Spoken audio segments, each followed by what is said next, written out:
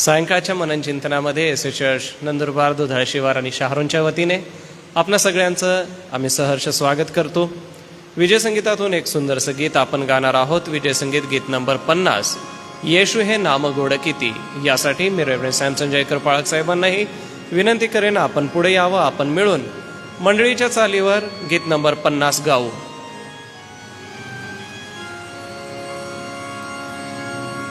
येशू हे नाम गोड किती,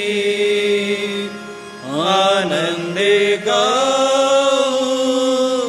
रात्रंदिनी, वर्णुनी प्रेमे करू स्तुती, सन्मान तोर त्या देऊनी, हीच प्रतीती संगीत ही, स्तोत्र प्रभूचे गाईन मी, हीच प्रतीती संगीत ही, स्तोत्र प्रभूचे गाईन मी.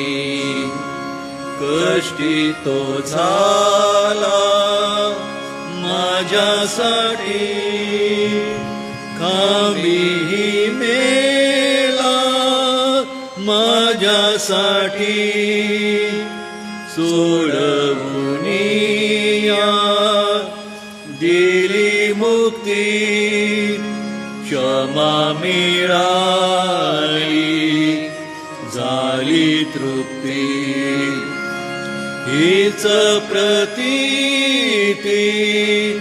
संगीत ही, स्तोत्र प्रभूचे गाईन मी, हीच प्रतीती संगीत ही, स्तोत्र प्रभूचे गाईन मी. मानितो त्याचा पूर्णाधिकार,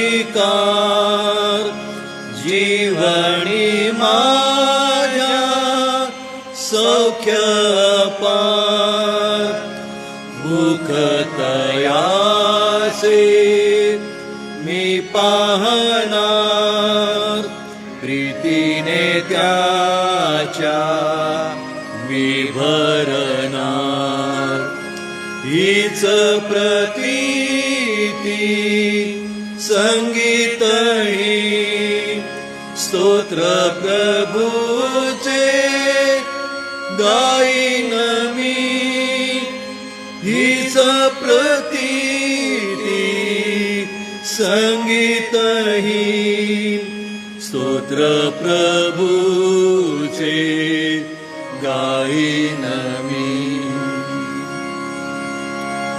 आज सायंकाळचं जे मनन आहे ते सन्मान्य रेव्हरंड सॅमसन जयकर पाळक साहेबांकडे आहे. मी आपल्या मंडळीचे पंच श्री राजेंद्र व्यास यांना विनंती करेन, आपण पुढे यावत व मननाच्या आरंभी आपण प्रार्थना करावी. प्रार्थना करू. पुन्हा परमेश्वर बापा, आम्ही आज आभार मानतो, आजच्या सायंकाळी गीतांच्या आधारे तुझी स्तुती श्रवण करण्याची संधी दिली आणि तुझं पवित्र वचन प्रभू ऐकण्याची आम्हा प्रत्येकाला संधी दिलीस, त्याबद्दल आभार मानतो परमेश्वरा. संपूर्ण दिवसभर तू आमच्या सोबत राहिलास, तू आमचा सांभाळ केलास, प्रतिपाळ केलास, त्याहीबद्दल आम्ही आभार मानतो परमेश्वरा.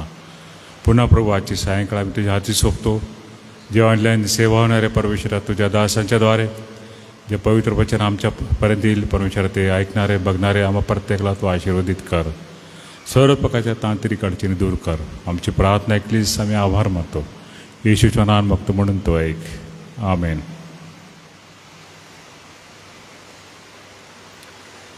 मी आपणा सगळ्यांच्या वतीने रेव्हरंड सॅमसन जयकर पाळक साहेबांचं स्वागत करतो आणि पुढील वेळ मनन चिंतनासाठी मी त्यांना आमंत्रित करतो.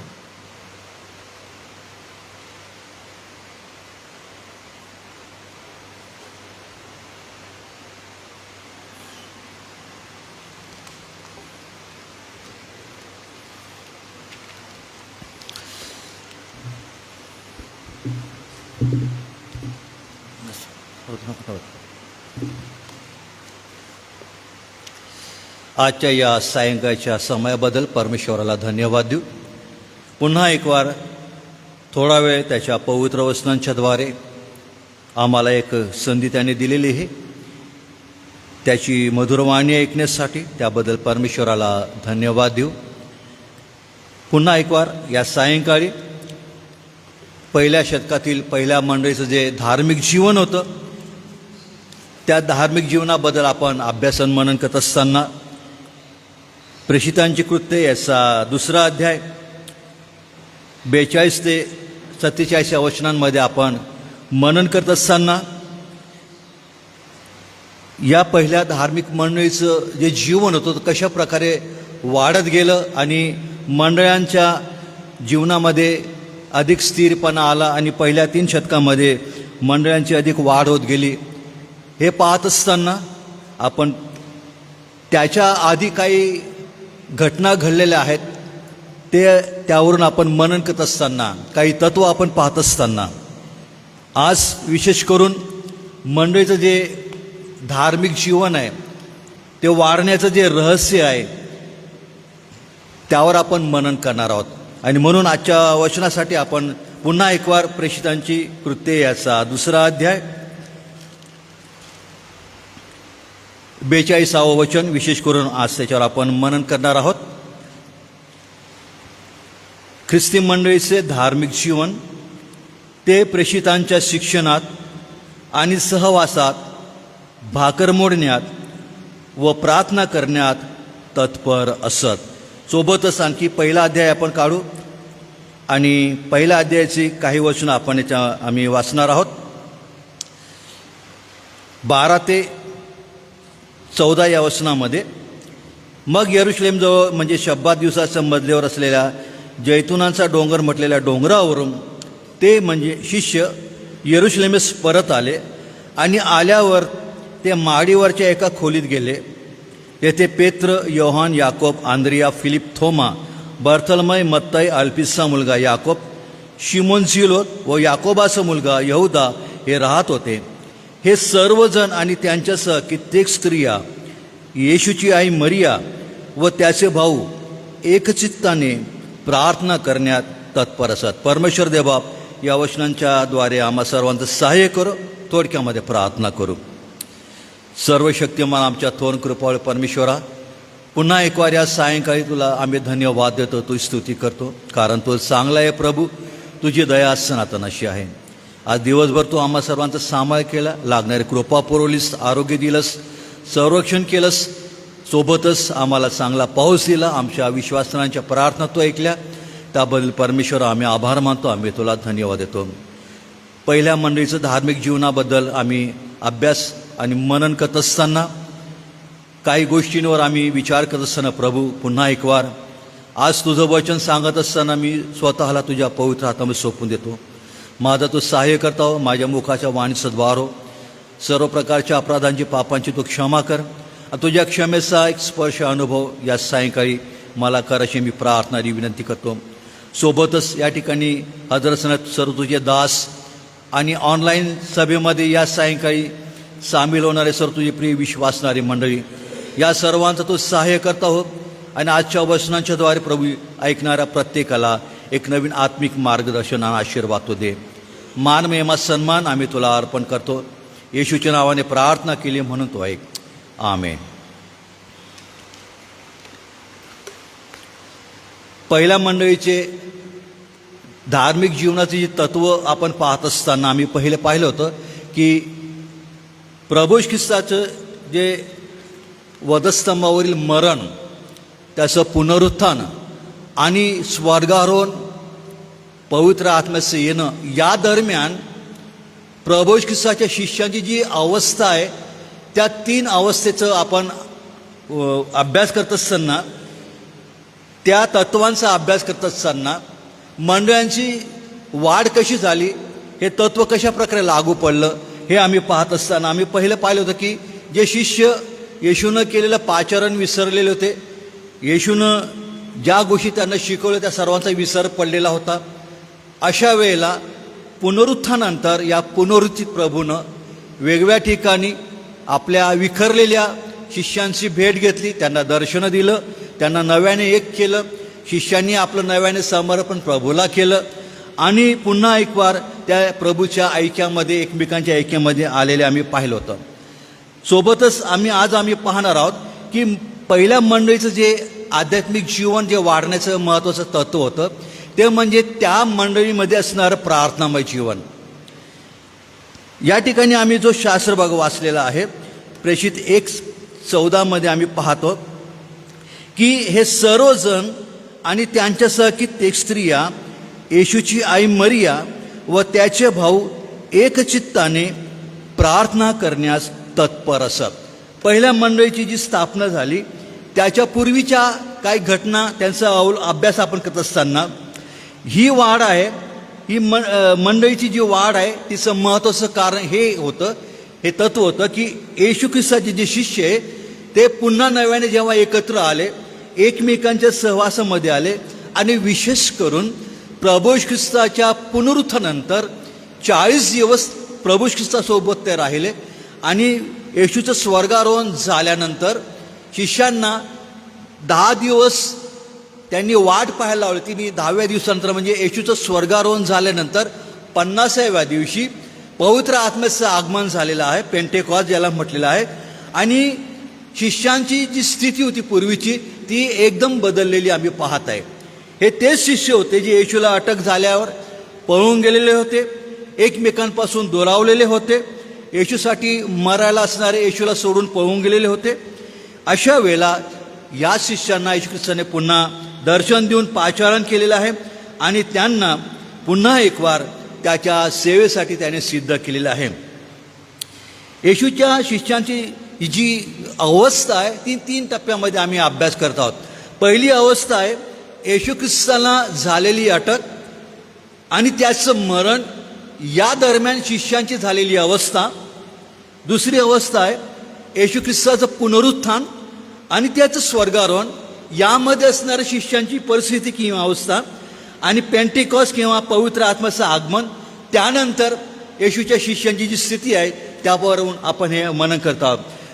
सर्वात महत्त्वाची गोष्ट की या शिष्यांमध्ये प्रार्थनेची आवड कशा प्रकारे निर्माण झाली.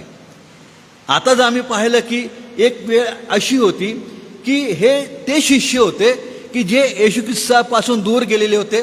यहुद्यांच्या दहशतीमुळे, यहुदी लोकांच्या भयामुळे काही शिष्यांनी आपल्याला एका बंद खोलीमध्ये लपवून घेतलेलं होतं. काही शिष्य परत आपल्या गावाला माघारी परत जात होते. तर पेत्र, याकोब, योहान यांनी पुन्हा मासेमारीकडे ते वळलेले होते. थोडक्यामध्ये या शिष्यांची जी पूर्वीची स्थिती होती, गालिल ते गालिल समुद्र, गालिल समुद्रावर येशू ख्रिस्ताने यांना पाचारण केलं, तुम्ही माझ्या मागे या म्हणजे मी तुम्हाला माणसे धरणारे करीन. आणि 3-3.5 वर्ष सतत येशूच्या सहवासामध्ये राहिले, वाढले. येशूने विविध प्रकारे आपल्या शिष्यांची तयारी केलेली आहे. परंतु काय झालं की येशूला अटक झाली, येशू ख्रिस्ताचं मरण झालं, त्यावेळेला हे शिष्य पुन्हा माघारी गेलेले आहे आणि पुन्हा गालिल समुद्रावर, ज्याला तिबिरियाचा समुद्र असं म्हटलेलं आहे, हेरोद अंतिपा याने जे शहर वसवलेलं होतं तिबिर, त्याच्या नावावरून या गालिल समुद्राला नाव पडलेलं आहे. पवित्र शास्त्रामध्ये गालिल समुद्राला अनेक प्रकारची नावं या ठिकाणी दिलेली आहेत. या प्रकारे गालिल समुद्रापासून सुरुवात झालेली शिष्यांची पुन्हा एक वार येशूच्या मरणानंतर गालिल समुद्रापर्यंत थांबलेली पाहतो आम्ही. आणि मग योहान याचा 21वा अध्याय तुम्ही काढाल तर शिष्य निराश झालेले आहेत आणि मग सर्व त्या समुद्राजवळ, तिबिरिया समुद्रात जमा झालेले आहेत. आणि मग तेव्हा पेत्र तो म्हणतो की मी मासे धरायला जातो. शिष्य म्हणाले आम्ही तुझ्याबरोबर येतो. या प्रकारे त्यांनी पुन्हा एक वार मासे धरण्यासाठी आपलं जीवन परत मागे त्यांनी वळवलेलं आहे. अशा वेळेला पुनरुत्थित येशू ख्रिस्ताने त्या समुद्राच्या किनारी या शिष्यांना दर्शन दिलं, त्यांना त्यांची भेट घेतली, त्यांना पुन्हा नव्याने पाचारण केलं. याच पेत्राकडून 3 वेळा वधून घेतलं, तू माझ्यावर प्रीती करतोस काय. आणि मग पेत्र वळला, पेत्रावर शिष्यही वळले, नव्याने पाचारण झाले त्यांना. आणि मग या शिष्यांनी पुन्हा एक वार प्रभूच्या सहभागितेमध्ये 40 दिवस घालवल्यावर येशू ख्रिस्ताने जे काही त्यांना शिकवलेलं होतं ते सर्व त्यांना स्मरण झालेलं आहे. प्रभू ख्रिस्त हा मंडळीच्या जीवनाचा, शिष्यांच्या जीवनाचा, प्रार्थनेचा आदर्श कित्ता आम्हाला या ठिकाणी पाहायला मिळतो. येशू ख्रिस्त आपल्या सेवा कार्यामध्ये वधस्तंभावर जाण्याआधी येशू ख्रिस्ताने सतत प्रार्थनेचं शिक्षण आपल्या शिष्यांना त्याने दिलेलं होतं. कारण आमचा प्रभू हा स्वतः प्रार्थनाशील होता. प्रभू येशू ख्रिस्ताचं जीवन हे प्रार्थनेने भरलेलं होतं. प्रार्थनेसाठी तो वेळ देत होता. आपल्या सेवा कार्यामध्ये अनेक प्रसंगी येशू ख्रिस्ताने प्रार्थना केला. कधी रात्रभर तो डोंगरावर त्यांनी प्रार्थनेमध्ये वेळ घालवला. मार्क 1:35 प्रमाणे अगदी भल्या पहाटे प्रातःकाळी येशू ख्रिस्त रानामध्ये प्रार्थना करायला निघून जात होता. येशूच्या जीवनामध्ये प्रार्थनेला अति महत्त्वाचे स्थान होते. जणू काय प्रार्थनेचा केंद्रबिंदू येशूच्या शिक्षणाचा, त्याच्या जीवनाचा होता.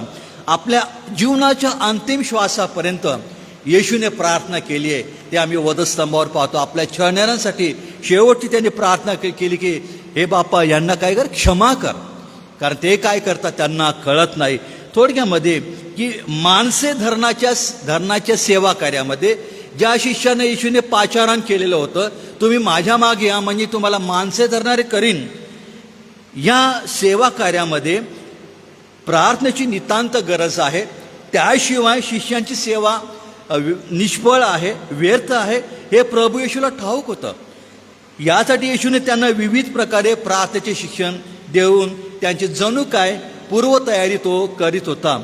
परंतु आम्ही पाहतो की अनेकदा शिष्यांच्या जीवनामध्ये प्रार्थनेचा अभाव आढळत होता आणि ते अपेक्षित ठरवते.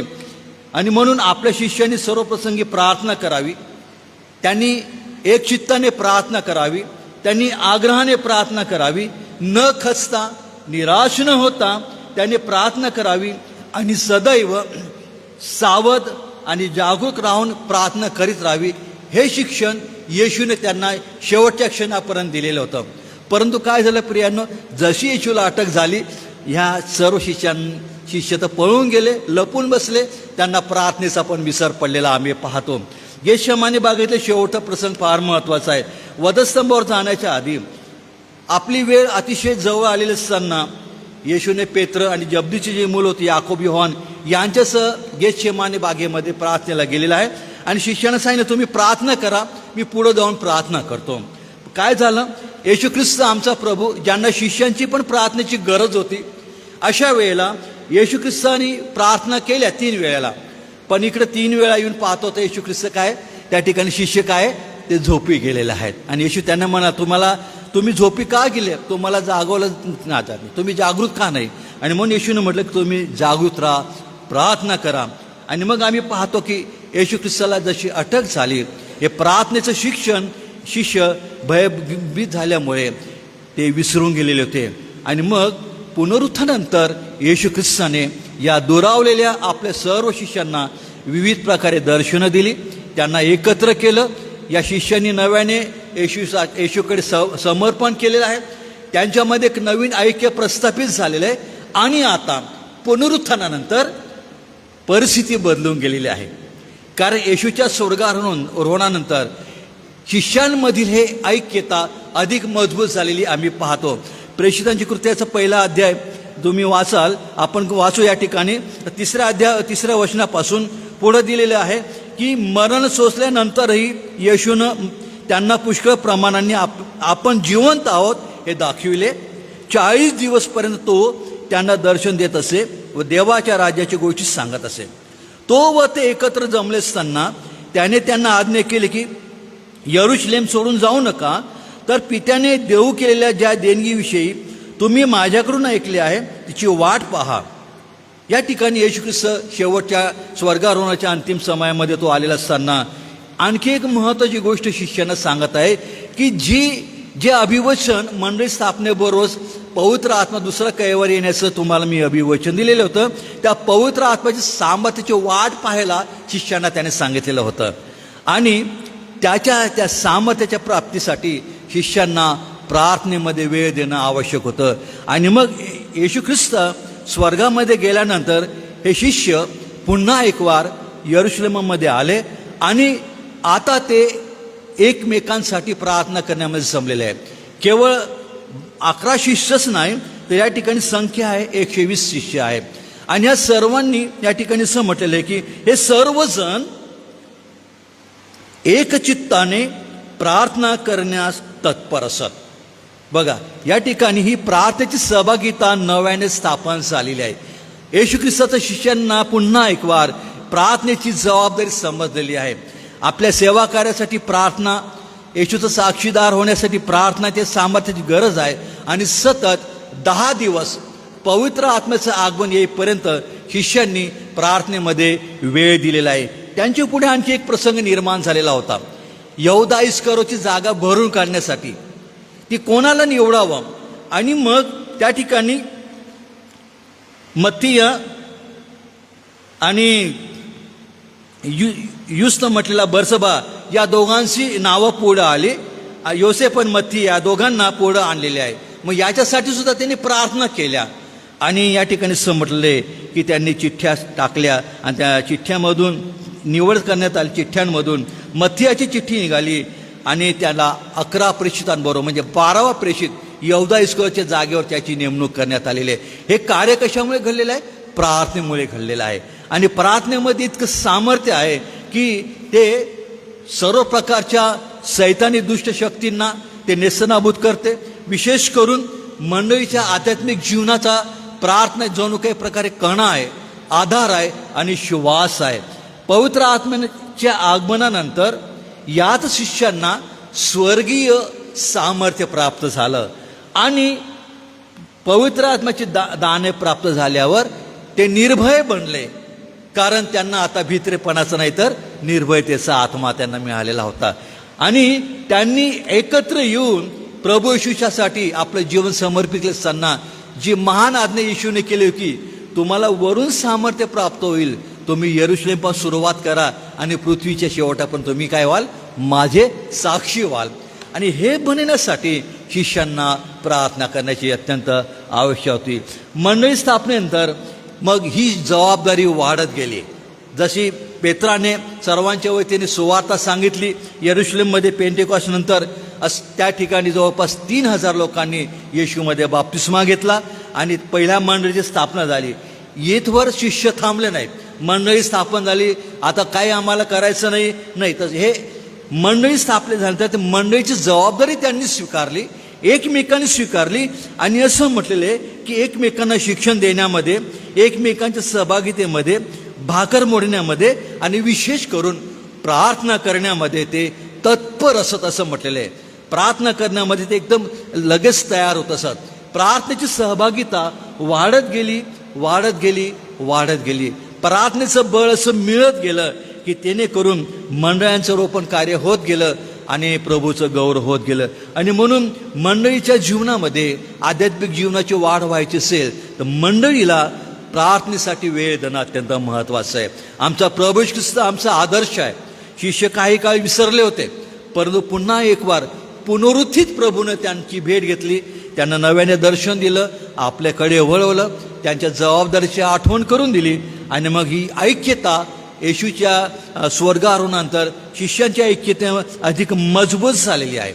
आम्ही पाहतो हिस्सा परिणामाचा झाला की ते प्रार्थनाची जबाबदारी त्यांनी स्वीकारलेली आहे. एकमेकांसाठी प्रार्थना करणं, सेवा कार्यासाठी प्रार्थना करणं ह्यामध्ये ते तत्पर असत. आणि हीच गोष्ट आज आम्हा मंडळीमध्ये आम्हाला पाहिजे. आमच्या कुटुंबासाठी, आमच्या मंडळांसाठी, सेवक वर्गांसाठी, सर्व सेवा कार्यासाठी प्रार्थना करणं अत्यंत आवश्यकता आहे. आणि म्हणून प्रार्थना हा ख्रिस्ती जीवनाचा एक प्राणवायू आहे असं म्हटलं तर वावगं ठरणार नाही.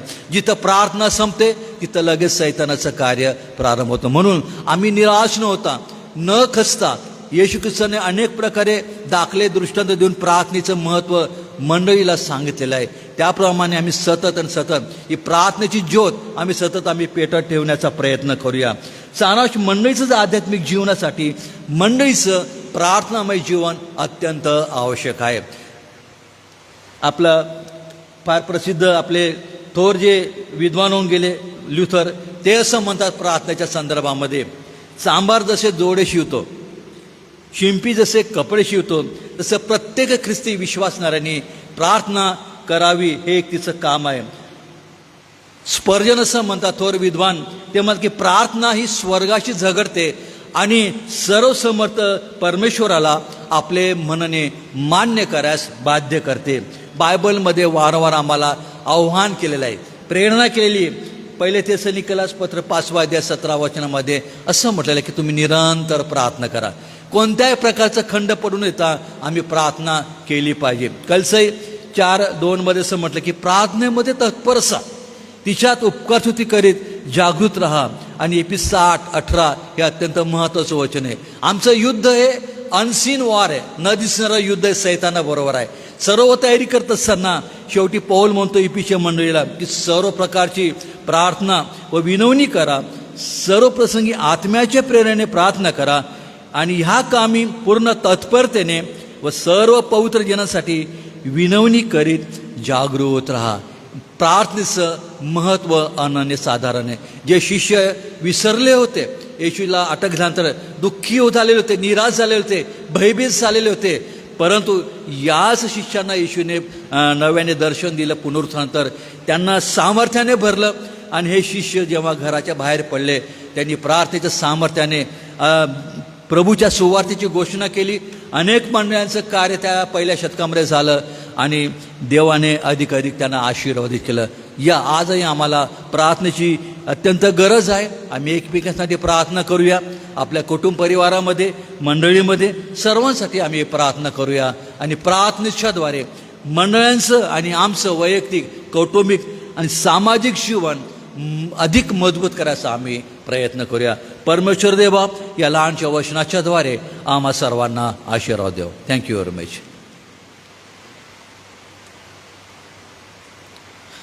पवित्र वचनासाठी मी परमेश्वराला धन्यवाद देतो. आणि प्रियजन हो, प्रार्थना करणं, प्रार्थनामय जीवन जगणं हे आम्हा प्रत्येकाचं कर्तव्य आहे.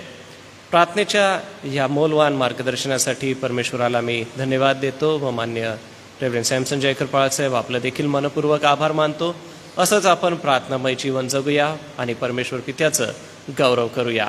पुन्हा एक वार आजारी प्रियजनांची आपण आठवण करणार आहोत. त्यामध्ये रैता अक्का आहेत, श्री पी डी लवणे आहेत, सोबतच जुलियाना अक्का गायकवाड आहे, त्यांची आपण आठवण करूया. या दिवसात गेल्या 2-3 दिवसापासून आपल्याकडे पाऊस आहे, त्यासाठी देखील आपण प्रार्थना करूया की पावसामुळे जनजीवन विस्कळीत न होता सगळ्या गोष्टी व्यवस्थित व्हाव्या आणि आपल्या परिसरामध्ये आपल्याला पाऊस मिळावा, यासाठी आम्ही परमेश्वर पित्याकडे सहाय्य मागू. व ज्या मंडळांमध्ये सेवाकार्य चाललेलं आहे, मंडळांचं हे संपूर्ण सेवाकार्य प्रभूमध्ये आशीर्वादित होवो, या सगळ्या विनंत्या प्रार्थना घेत मी रेव्हरंड सुनील लोंढे पाळक साहेब आपणाला विनंती करतो, कृपया आपण पुढे येऊन प्रार्थना करा.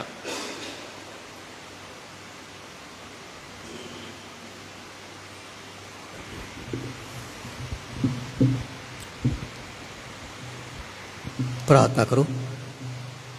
आमच्या गौरवशाली देवबापा, तुझ्या मनापासून आभार मानतो, तू स्तुती करतो, कारण की पुन्हा एकदा या सायंकाळच्या वेळेस देवबापा तुझ्या वचनातून आज तुझ्या दासाच्याद्वारे तू आम्हाला पुन्हा एकदा प्रार्थनेचं महत्त्व तू आम्हाला दाखवलेलं आहेस. पहिल्या शतकाची जी मंडळी होती तिच्या संबंधाने आम्ही वाचतो देवबापा की ती प्रार्थनेमध्ये तुझ्या सहवासामध्ये भाकर मोडण्यामध्ये तत्पर होती. आणि म्हणूनच त्या काळामध्ये त्या मंडळीच्याद्वारे तू अद्भुत असं तुझं गौरव करून घेतलं आणि मंडळांची वाढ होत होती. तारण पावलेले लोक तुझ्या मंडळीमध्ये समाविष्ट होत होते. आणि म्हणून देवबापा तोच आदर्श देवबापा आज आम्हाला तू दिलेला आहेस आणि आम्ही तुझे आभार मानतो, कारण की शिष्यांचं जीवन देखील प्रार्थनेमध्ये तत्पर होतं आणि त्यांनी प्रभू येशू ख्रिस्त तुझा आदर्श घेऊन ते प्रार्थनामय जीवन जगत होते. आणि म्हणून जरी त्यांच्या जीवनामध्ये नैराश्य आली, मागे गेले, परंतु ज्यावेळेस प्रभू देवबापा तुझं पुनरुत्थानाचं सामर्थ्य, तुझ्या पवित्र आत्म्याचं सामर्थ्य आणि एक नवीन दर्शन त्यांना तू दिलंस आणि त्यामधून देवबापा तू त्यांची वाढ केलीस आणि त्यांनीसुद्धा आपलं जीवन तुझ्यामध्ये प्रभू एकत्रित करून तुझ्या सहवासामध्ये, तुझ्या प्रार्थनेच्या जीवनामध्ये तुझं प्रार्थनेचं सामर्थ्य त्यांच्या जीवनात तू त्यांचं महत्त्व तू त्यांना पटवून दिलंस आणि तो आदर्श तुझा घेऊन प्रभू त्यांच्या जीवनामध्ये जो महान आशीर्वाद तू दिलास, त्यांच्या सेवेकरवी अनेक लोक तुझ्याकडं आलेत प्रभू. अनेक जीवांचं तारण झालं त्या काळामध्ये, आम्ही असं पाहतो. आणि म्हणून देवबापा आमची हीच प्रार्थना आहे की तसंच प्रार्थनेशील जीवन तो आमचं असू दे. तुझ्या वचनात म्हटलं आहे की ते प्रार्थनेमध्ये तत्पर असत, तुझे मंडळी आणि तुझे शिष्य. तसं देवबापा आम्ही प्रत्येक वेळेस तुझ्या प्रार्थनेमध्ये आम्ही तत्पर असावं, तुझ्या सहवासामध्ये असावं.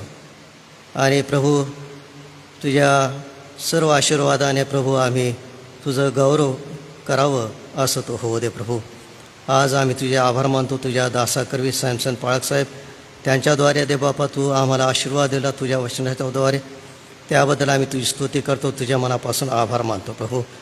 असंच देवबापा येणाऱ्या दिवसात तू त्यांना आशीर्वाद दे आणि त्यांच्याद्वारे देवा तू आम्हाला पुन्हा एक नवीन असा आशीर्वाद आम्हाला मिळू दे. जे सेवकगण या ठिकाणी प्रतिदिवशी तुझं वचनाची सेवा करतात, देवबापा त्या प्रत्येकाला तुझा आशीर्वाद दे, तुझ्या वचनाचं मार्गदर्शन कर. आणि त्यांच्याद्वारे देवबापा जे ऐकणारे हे ऑनलाईन श्रोते आहेत त्यांना आशीर्वाद दे आणि आम्हालासुद्धा तुझा आशीर्वाद दे. आणि आमच्या आध्यात्मिक जीवनामध्ये अधिक आम्ही या दिवसामध्ये वाढावं ही तुझी इच्छा आहे. आणि म्हणून तुझ्या योजनेप्रमाणे ह्या सगळ्या कार्यक्रम तू आखलेला आहे, तुझी योजना आखलेली आहे मंडळांसाठी. आणि जे दुरावलेले आहेत तुझ्यापासून त्या प्रत ह्या ऑनलाईन शिक्षणाच्या मार्फत, तुझ्या वचनाच्या मार्फत, तुझ्या संदेशाच्या मार्फत देवबापा पुन्हा एकदा त्यांचा विश्वास आणि त्यांचं आध्यात्मिक जीवन वाढावं ही तुझी इच्छा आहे. आणि म्हणून देवबा हे सर्व जे ऑनलाईन आमचे प्रिय श्रोते पाहत आहेत त्यांनासुद्धा नव्याने तुझा आशीर्वाद दे. तसं देवबापा पुन्हा एकदा आम्ही तुझी स्तुती करतो, तुझे आभार मानतो. कारण की देवबापा या गत दिवसांमध्ये देवबापा तू आमच्या प्रार्थना ऐकत आलास आणि या दिवसातसुद्धा तू आमच्या प्रार्थना ऐकल्यात. आणि ज्या प्रार्थना आम्ही पावसासाठी केल्यात त्या तू ऐकल्या देवबापा. आणि चांगल्या प्रकारचा पाऊस तू आम्हाला दिलेला आहे, त्याबद्दल आम्ही तुझे आभार मानतो, आम्ही तुझी स्तुती करतो. देवबापा तुला सर्व मानवजातीची, सर्व प्राणी मात्राची तुला काळजी आहे. आणि म्हणून देवबापा आम्ही तुझे आभार मानतो. वेळोवेळी तू पाऊस दिलेला आहे त्याबद्दल आम्ही आभार मानतो. तसं देवबापा येणाऱ्या दिवसातसुद्धा अजून पावसाची गरज आहे, तीसुद्धा तू पूर्ण करशील असा आमचा विश्वास आहे. म्हणून तुझे कृपेची मूठ उघड आणि देवबापा वेळोवेळी अशाच प्रकारचं पाऊस द्यावा. आणि सर्व जे आमची येणारी गरज आहे शेतकऱ्यांची आणि इतर प्राणीमात्राची आणि सर्व जी काही गरज आहे ती येणाऱ्या दिवसात पूर्ण व्हावी, यासाठी देवबापा तू विशेष तुझा अनुग्रह तू येणाऱ्या दिवसातसुद्धा अशाच प्रकारचा असू दे अशी आमची प्रार्थना आहे देवबापा.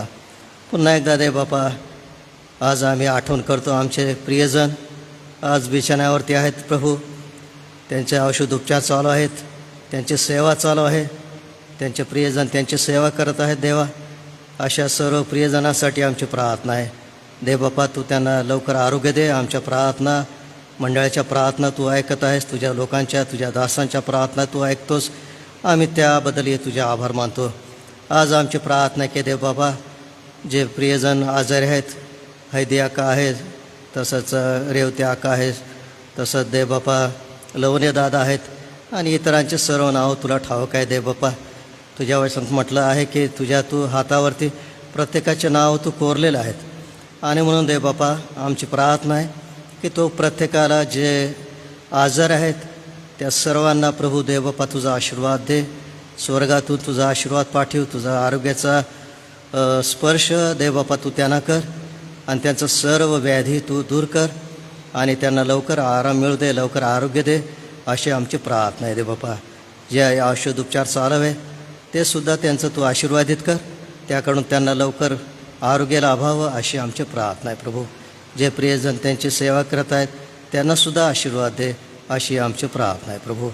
देवबापा आतापर्यंत आमचं सहाय्य केलं, आमच्या मंडळीला चालवलं, त्याबद्दल आम्ही तुझे आभार मानतो. ट्रस्ट, कौन्सिल आणि सर्व ज्या निळ्या माध्यमाच्याद्वारे प्रभू आमच्या क्षेत्राचं कार्य चालू आहे, तुझ्या निवडलेल्या हे संस्था आहेत प्रभू, येथपर्यंत चालवलं आणि अनेक माध्यमाच्याद्वारे प्रभू मंडळांची तू निर्मिती केलेली आहे, मंडळांची वाढ केलेली आहे आणि तुझ्या लोकांना तुझा आशीर्वाद दिलेला आहे. त्याबद्दल आम्ही तुझे आभार मानतो. पुढे देखील देवबापा या संस्थेला काउन्सिलला तू चालव, जे पदाधिकारी आम्हाला तू दिले त्याबद्दल आम्ही तुझे आभार मानतो. त्यांचं देखील तू सहाय्य कर. मंडळीचे जे नेतृत्व करणार आहे प्रभू आमचे अनुप पाळक साहेब, त्यांनासुद्धा आशीर्वाद दे. मंडळीचं सर्व जी काय सेवा करत आहेत ती सेवा करण्यासाठी लागणारी कृपा तू त्यांना प्रभू पुरीव प्रभू अशी प्रार्थना करतो. येणाऱ्या दिवसात त्यांचा आणि जे सेवा करणार आहेत प्रभू त्यांचा तू या मंडळीमध्ये आमच्या अधिक चांगल्या रीतीने उपयोग करून घे अशी सुद्धा प्रार्थना करतो प्रभू. पुढील सर्व वेळ देवबापा तुझ्या कृपेच्या स्वाधीन आम्ही होतो. येशूच्या प्रिया नावाने प्रार्थना केली म्हणून तू ऐक. आमेन. आपण सर्व प्रभूने शिकवलेली प्रार्थना म्हणू. त्यानंतर रेव्हरंड सॅमसन जयकर पाळकसाहेब पुढे येतील, आशीर्वाद देतील, गीत गायन करून आजचं मनन समाप्त करू. हे आमच्या स्वर्गातील पित्या, तुझे नाव पवित्र मानले जाओ, तुझे राज्य येऊ, जसे स्वर्गात तसेच पृथ्वीवरही तुझ्या इच्छेप्रमाणे हो. आमची रोजची भाकर आज तू आम्हास दे, आणि जसे आम्ही आमच्या ऋणी सोडून सोडितो तसेच तो आमच्या ऋणी आम्हास सोड, आणि आम्हास परीक्षेत आणू नकोस, तर आम्हास सर्व वाईटापासून सोडील. कारण की राज्य सामर्थ्याने करू, ही सर्व काळात तुझीच आहे. आणि आता आपला तारणारा प्रभू येशू ख्रिस्त याची कृपा, देवबापाची प्रीती, पवित्र आत्म्याची सहभागिता या मंदिरामध्ये हजर असणाऱ्या सर्व प्रभूच्या दासांबरोबर, ऑनलाईन सभेमध्ये सहभागी होणाऱ्या आमच्या सर्व प्रिय मंडळींबरोबर, S A churches, SM trust याच्या सर्व कार्यप्रणालीबरोबर आणि देवाचं निवडलेलं इस्रायलाची याचबरोबर आता आणि सदा सर्व काळापर्यंत असो. आमेन. या रात्रीश्वरा तू मजला सामान, आयुष्यभर राखी तो करावा प्रतिपान.